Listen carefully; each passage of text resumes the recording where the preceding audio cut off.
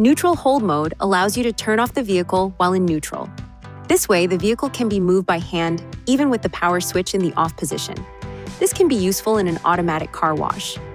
To activate neutral hold mode, first ensure the power switch is in the on position.